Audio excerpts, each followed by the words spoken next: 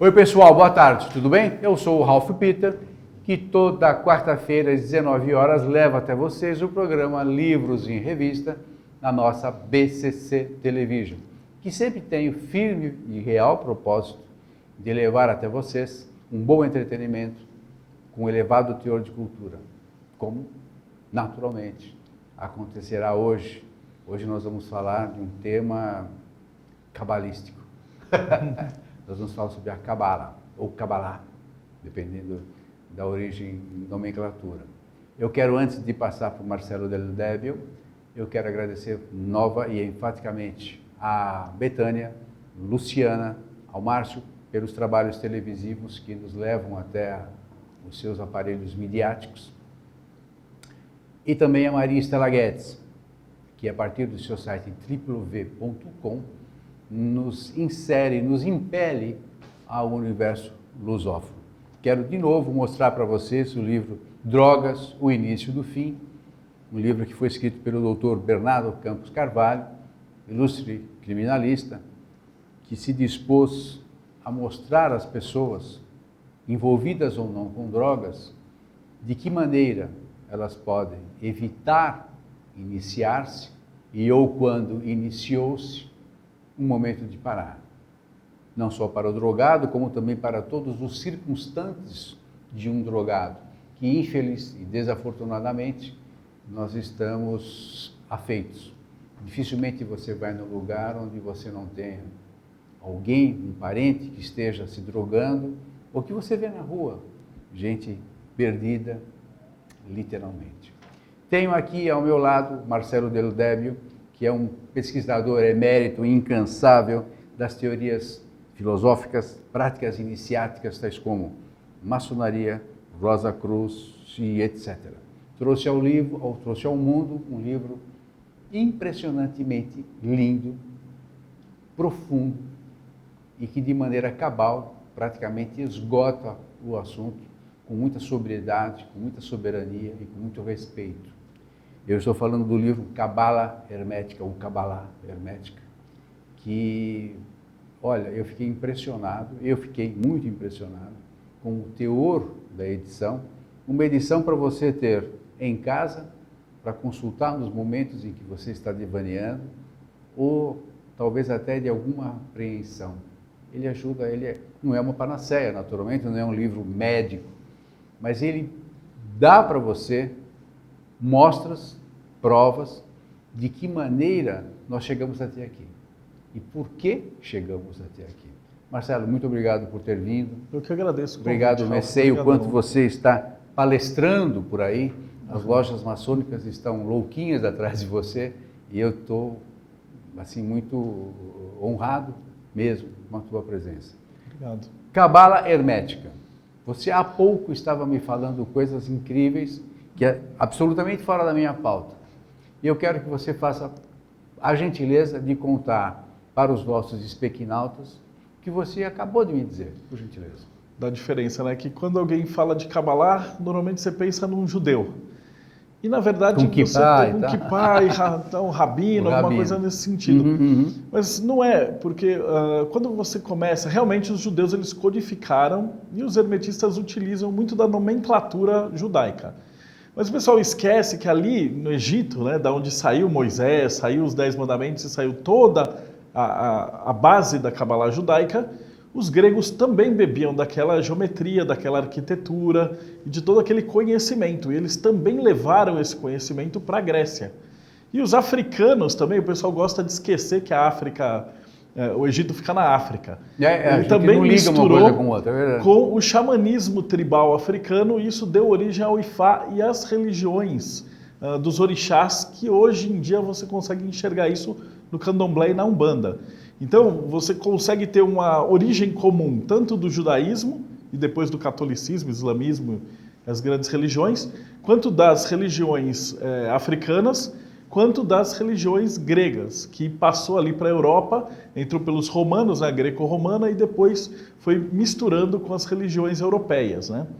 Então, o que tem de hermético, né? Vem de Hermes. A diferença da Kabbalah hermética para a Kabbalah judaica é que, basicamente, os judeus são monoteístas, Eles acreditam em um Deus único e em emanações desse Deus que refletem na nossa psicologia. E os gregos acreditavam no politeísmo, ou seja, Deus é a natureza, ele está representado através de diversos deuses. Então o que você tem na Cabala judaica, que fala ali do rigor, os gregos têm um Deus do rigor, um Deus da guerra. O que os judeus falam Deus da misericórdia, os gregos têm um Deus da misericórdia. O que os judeus falam ali de inteligência, ou a beleza, a verdade, a razão, os gregos tinham um Deus que representava a beleza, a poesia. Uma entidade separada. Uma entidade separada. Eles desenhavam um grande arquétipo pegando traços da nossa personalidade. Então, enquanto a Cabala judaica ela é muito passiva, ela é muito de você estar aberto para receber, a Cabala hermética, né, ou a Gnosis, ela é muito de ir atrás, ela está muito ligada com a arte, né? Então, isso acaba acontecendo, acompanhando a história do mundo, né? Então, você falou que eu estudo pela alquimia, a maçonaria, mas tudo isso tem origem dentro dessa Cabala hermética. Porque quando essa religião vai para os gregos, depois entra na Europa através dos romanos, vai se misturando, então ela tem contato com os lusitanos, com os celtas, com os nórdicos, com todas essas religiões, e depois, através da Igreja Católica, eles começam a absorver esses santos, esses anjos e deuses, né? Então a Igreja Católica começa a pegar um Deus que tinha uma característica da guerra, que ele ia lá, era um guerreiro que matava um dragão. Aí chegava o catolicismo e falava, não, agora é São Jorge, que ele vai lá, é um santo que mata o dragão. Então, basicamente, todos os santos católicos, eles já foram deuses pagãos. Então, eles foram convertidos e transformados e mexidos até terem essas características. E essas características também estão dentro da Cabala judaica, só que estariam dentro do próprio ser humano. Então, é o que a gente costuma falar, né? Tudo que está dentro, está fora. Por isso que é interessante de você estudar tudo isso em paralelo, né? Então, isso vai acontecendo, os rabinos vão tendo a Cabala judaica, né, em paralelo, até que a Inquisição começa a forçar a conversão deles. Então, por volta do século 13 e 14, ou você se convertia ou você queimava. E aí, muitos judeus se converteram... Crueldade é minha da risada, né? Desculpe. Eles se converteram, mas eles não se converteram, claro. Eles adaptaram. Como a Torá é o Velho Testamento, você consegue aproveitar isso. E aí você pega o Della Mirandola e outros cabalistas que são cristãos, começa a ter uma Cabalá cristã, que é a base da Rosa Cruz. Essa Cabalá cristã, ela é a base do Renascimento. Então ali na Itália, por volta de 1300 e muito, 1400 e pouquinho, começam as grandes escolas de pintura e arquitetura, que bebiam de todo esse conhecimento, tanto da Cabalá judaica, quanto do hermetismo, quanto da arte católica. E aí essa junção de peças você vai ter personagens como Michelangelo, e o Da Vinci, e todos os grandes pintores renascentistas, né? Então um bom exemplo é a Capela Sistina, que quando você olha em cima, né, toda a pintura, você percebe que tem uma árvore da vida desenhada. Então ela é inteira, com pontos da Cabala, só que representados dentro do Velho Testamento. Então ele pega trechos da Bíblia e pinta representações da qual você olha e você tem esse sentimento, como se fosse um plus, assim. É uma metalinguagem da pintura. Então quando você utiliza esse sentimento, as cores, os símbolos, os códigos, o jeito como você trabalha, alguém que era uma pessoa erudita, ele consegue observar um quadro renascentista e ele consegue transcender o quadro. É como se o pintor colocasse sentimento dentro da pintura. Então eles utilizavam muito essa parte. É uma pena que a gente, que nós, leigos, né, não percebemos isso. Porque eu tenho visto, ouvido, por exemplo, estudos sobre o quadro, o Santa Ceia. Está cheio de simbolismo ali. Só que eu não me sinto, se não é um professor, como você, por exemplo, que mostra, olha, isso aqui significa isso, quer dizer aquilo, e é uma coisa unânime, isso de quem conhece. E é uma pena que o leigo não consiga enxergar isso. Como é que você poderia fazer uma maneira simples? Não, esse livro já diz muito, mas uma maneira mais simplificada para mostrar, por exemplo, você falou da Capela Sistina, realmente aquilo é um show. Mas é um show, para quem não conhece os dados que você dispõe, é só um show de beleza. não é um show de significado, como você acaba de demonstrar. Então, me sinto meio sacaneado, porque a maioria dos turistas, se não a quase total, olha aquilo e não vê nada, só vê beleza, só vê cor, uns não gostam, muita cor, muito isso, muito aquilo e tal, e ninguém sabe o que significa. Poderia haver um mecanismo midiático, por exemplo, de explicar, olha, isso aqui significa isso, que não fosse uma aula chata, que a aula de arte nunca é chata, mas... Seria um estudo da própria psicologia humana, né? Então, o Campbell, ele estudou muito disso, que ele chama de monomito, ou a jornada do herói. E aí o Jung também bebeu dessa fonte, e hoje em dia quase todos os grandes filmes, livros, quadrinhos bebem dessa cabala hermética.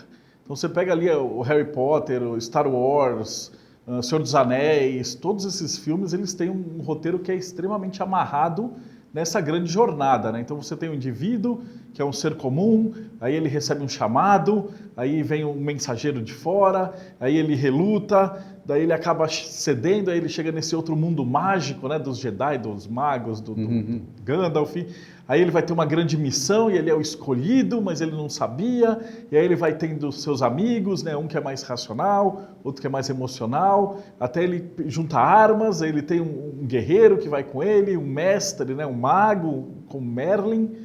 E trabalha nisso daí até conseguir uma arma final, e depois ele enfrenta o grande dragão, e aí ele traz um elixir e ele retorna para o mundo normal, né? Então isso é uma jornada, que a gente chama de jornada dentro da árvore da vida. Então todas as pessoas têm essa jornada, né? Todos nós vivemos isso. Os heróis vivem isso. Daí você fala, pô, mas isso é do Harry Potter? Não. A lenda do Rei Arthur já tinha isso.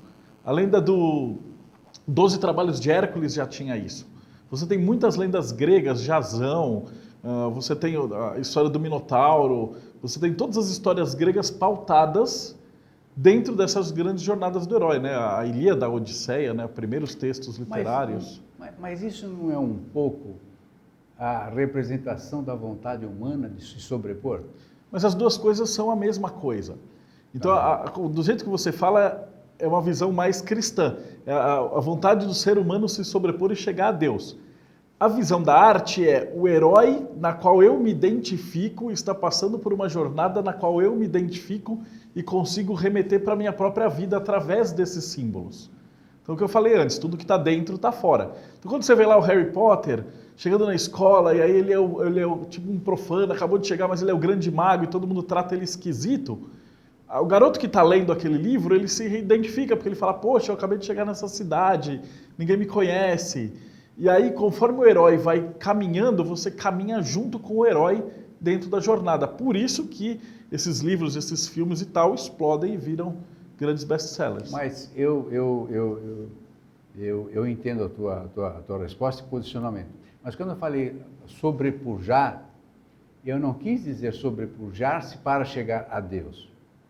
Eu me referi a sobrepujar a si mesmo, aos demais, e alcançar um grau de destaque, por exemplo, na sociedade. Também serve.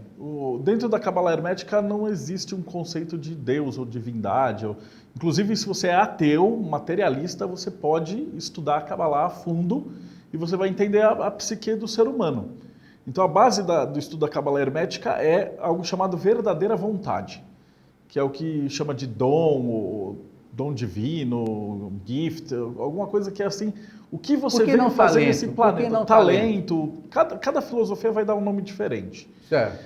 E aí você tem que ter essa jornada interna, na qual você descobre o líder, ou um pintor, um artista, um entrevistador, um escritor, um cozinheiro, qualquer coisa. Não existe um trabalho grande ou pequeno, todos os trabalhos são importantes, desde que a pessoa se descubra como herói da própria vida.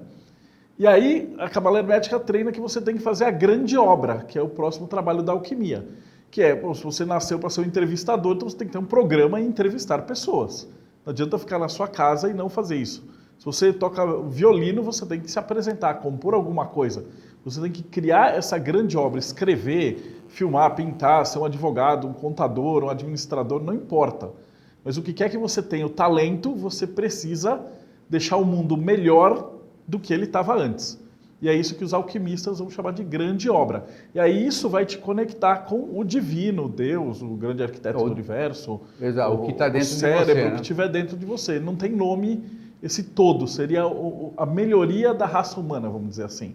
Ou a melhoria do cosmos, ou a melhoria do universo. Independentemente em várias escalas. Independentemente de religião. Independe de religião. E sim eventual religiosidade.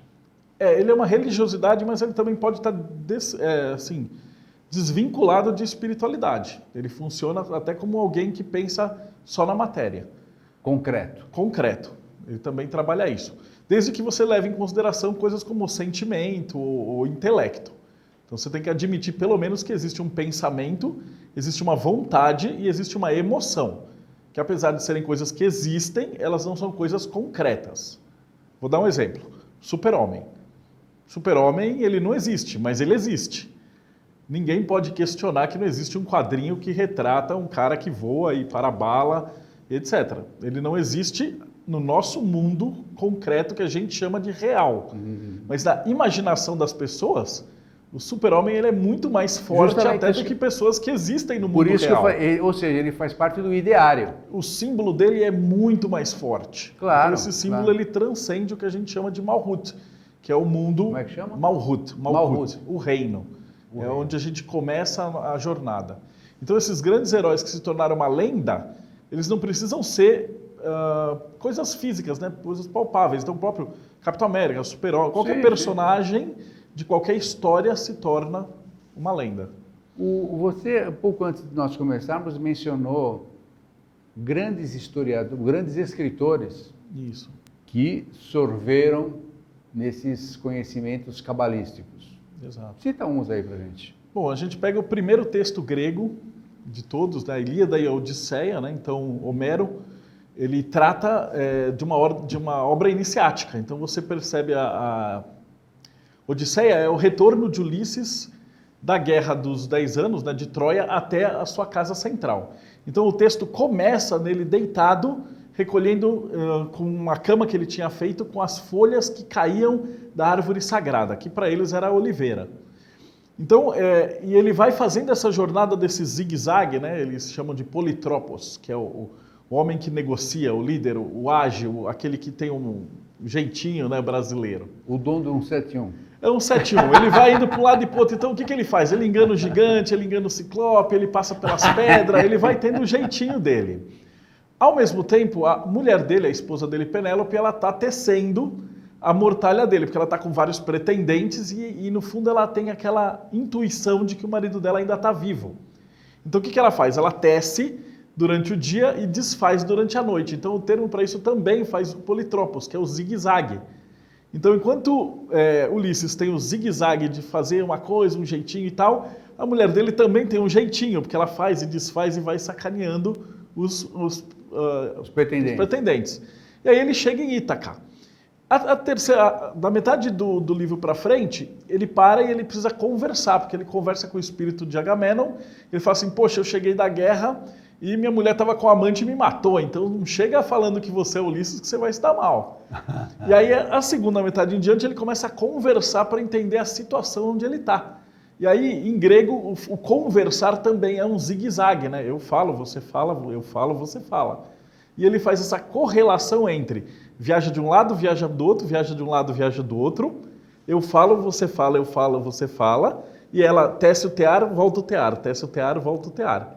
Então essa ideia do raio e da serpente, que isso é uma base de toda essa Cábala hermética.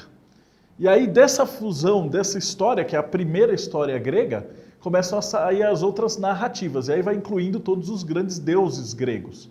Então Apolo, Zeus, Ares, então todas as lendas de cada deus trata de arquétipos do ser humano dentro dessa mitologia. Então toda a base da mitologia grega é iniciática. Por que iniciática? Porque isso não era ensinado para o povão, eram os sacerdotes. Daí você fala assim, poxa, mas por que você não podia ensinar isso para todo mundo? Porque naquela época você não tinha, como é hoje, faculdades de várias coisas. A matemática, a física, o escrever, a medicina, tudo isso estava ligado. Isso tinha um valor militar. Então eu não podia simplesmente chegar e pegar um cara na rua e falar, olha, eu vou te ensinar matemática, eu vou te ensinar a construir barco, eu vou te ensinar a construir uma catapulta e depois vai com Zeus. Não podia fazer isso. Então você tinha as ordens dos construtores, né, daí a maçonaria, que precisava recrutar as pessoas de confiança. Então os candidatos precisavam passar por várias provas até serem iniciados e aí eles recebiam todo esse conhecimento. Aos poucos, né? Aos poucos, eles tinham graus e tal. E muitas dessas pessoas escreviam. Então os poetas, os bardos, os escritores, eles sempre estavam enfiados nesse meio da rosa e da cruz. Por isso que veio Rosa Cruz. Por isso, depois, no século XVI, na Alemanha, começa um movimento. Começa com três livros que saíram publicados, né? Principalmente as Bodas Alquímicas do Christian Rosenkraus, que é o primeiro texto alquímico, né? Os alquimistas, aquela brincadeira, fala, os alquimistas estão chegando, né? Eles postavam esse tipo de coisa e todo mundo que já era meio foragido da Inquisição entendia esses textos. E eram desenhos cifrados. E aí eles começavam a trabalhar nessas ordens iniciáticas. E foram trabalhando até que, 1666, Londres queima inteiro.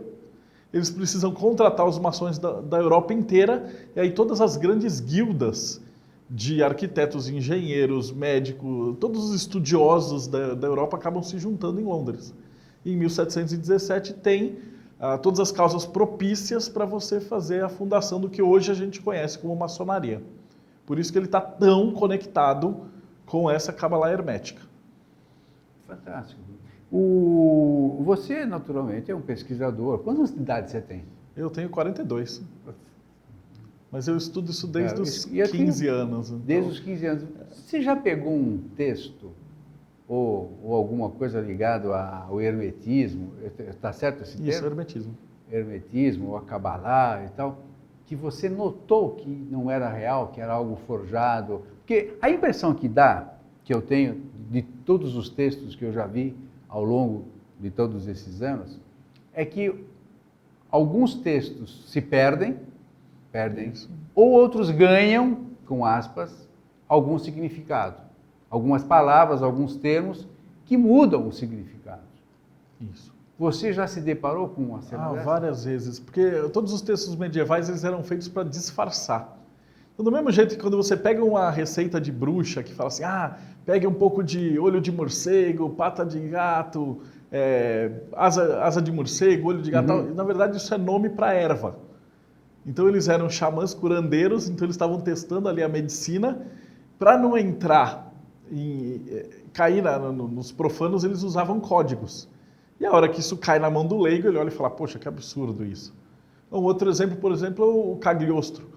Ele foi preso, ele era um alquimista, ele dizia que ele conseguia transformar chumbo em ouro. Mas é o chumbo do ego no ouro da essência. Ele tinha todas as fórmulas que você, em teoria, deveria fazer em qualquer religião para se tornar uma pessoa melhor. E aí ele tinha essas fórmulas, prenderam ele. E aí viraram e falaram, você fala que transforma chumbo em ouro, então você é um falsário. E aí bateram nele, né? E ele falou, não, peraí, na verdade eu não transformo nada, isso é filosófico. Não. E aí chutaram ele e prenderam ele como sendo um charlatão. Então, coitado, que era um escritor que ensinava as pessoas a serem melhores, ele foi preso como falsário e charlatão.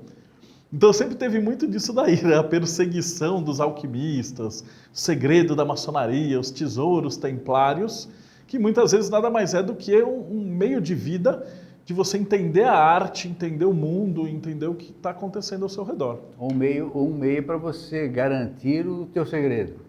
Isso, ele fica escondido dentro do próprio segredo. E por que, por exemplo, no caso você iniciou o nosso papo com o hermetismo, a Cabala, o judaísmo? Isso. Por que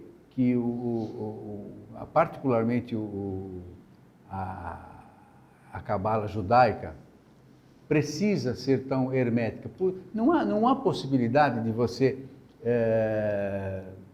dimensionar de uma maneira mais democrática, mais popular esses ensinamentos? O pessoal sempre pergunta por que precisa ser tão hermético, tão fechado, com tanto segredo? E, nossa, porque aí é o seguinte, quando tem um segredo, fica uma áurea misteriosa.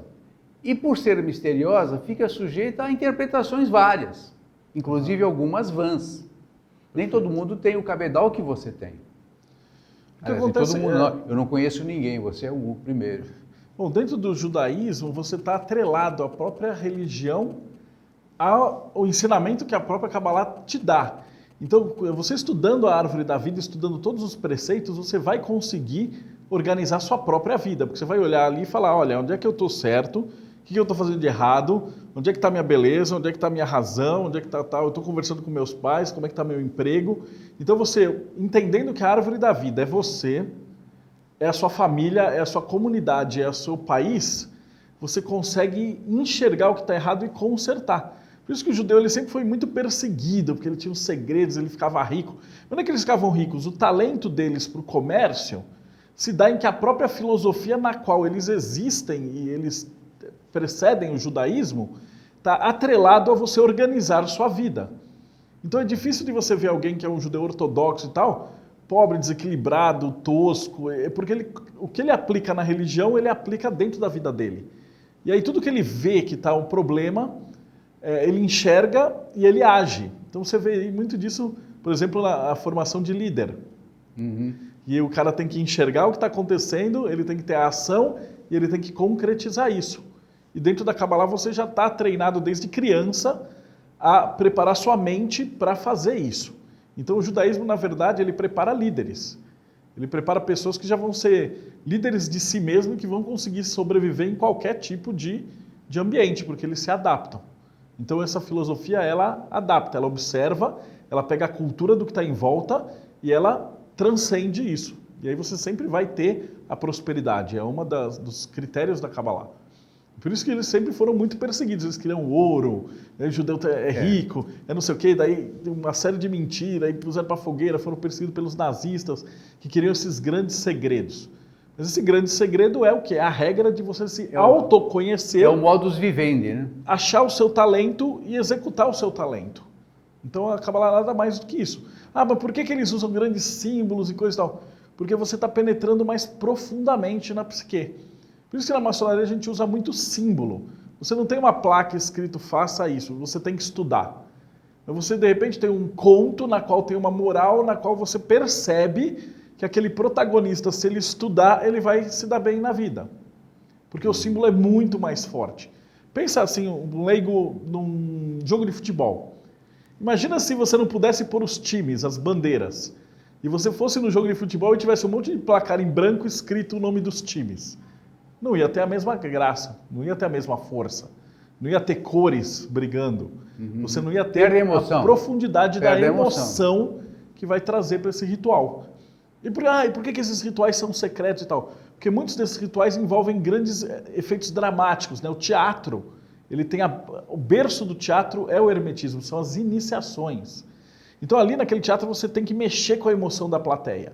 E se você contar o fim do filme, você estragou o filme. O cara vai olhar aquele momento de uma iniciação que deve ser uma coisa traumática, que ele pega e vai carregar o resto da vida dele, ele vai chegar e falar, já sabia disso, tá? É bobo. E aí o cérebro dá um gatilho e o cara não pega.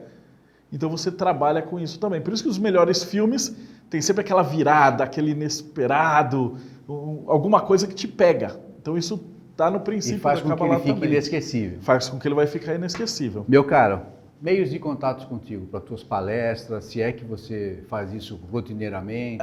Eu costumo, pelo menos 1 ou 2 vezes por semana, ir em loja maçônica ou Templo Rosa Cruz. Mas e se alguma escola quiser chamar você? Pelo site me acha. Então qual é o site? É www.deldebio, com 2 Bs. Vai estar aparecendo Deldebio, com duplo B de bola.com.br.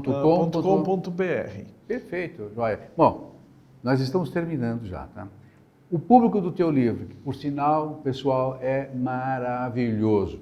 Vocês estão vendo uma pessoa simples, dedicadíssima e que conseguiu produzir um livro absolutamente provocante, estimulante e quanto mais não seja, muito bonito para você deixar na tua estante e para, como eu disse, quando você estiver divaneando, estiver com alguma dúvida, algum obstáculo, esse é o livro. Nada como ter um coach, nada como ter um gestor, um psicólogo, um psiquiatra, mas essas páginas são absolutamente reveladoras. Acho que esse é o termo correto, né, mestre? É revelador, eu acho. Público do livro, qualquer um? Público do livro, pode quem ser gosta livro, de arte... Então, pode ser livro leigo? Pode ser completamente leigo, ele tem muitas pessoas diferentes que vão gostar dele. Eu sou arquiteto, a minha especialidade é história da arte, religião comparada e semiótica. Então, qualquer um que seja pintor, artista, desenhista, que queira entender melhor toda a história da arte, eu recomendo o livro. Alguém que goste de hermetismo, maçonaria, Rosa Cruz, ou faça parte dessas ordens também, ele vai entender melhor o que ele está fazendo ali dentro, da onde surgiu, como é que é, ótimo, por que ele está fazendo aqueles rituais. Nas livrarias se encontra? Não, a gente distribui só pela editora mesmo. Então como que é? Me fala. É daemon.com.br. Mas se você entrar no site que passou ali, tem o link, tem tudo. Então tá perfeito. Meu amigo, se me permite, muito obrigado por ter vindo. Sei que você vai sair daqui correndo agora. E muito obrigado por ter ficado esperando aí a gente. Não, foi muito obrigado mesmo. Muito o prazer foi nosso. Porta aberta sempre. Obrigado. Valeu? Pessoal, eu sei que vocês gostaram de conversar com o Deodébio, porém, o tempo acabou e até o próximo bloco. Felicidades. Tchau, tchau. Obrigado.